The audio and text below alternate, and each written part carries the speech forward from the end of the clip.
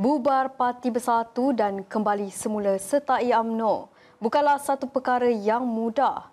Demikian tegas seorang pemerhati yang menganggap saranan UMNO untuk anggota bersatu kembali semula kepada Parti Keramat Orang Melayu itu memerlukan satu usaha keras kerana mereka mungkin mempunyai agenda politik yang tersendiri.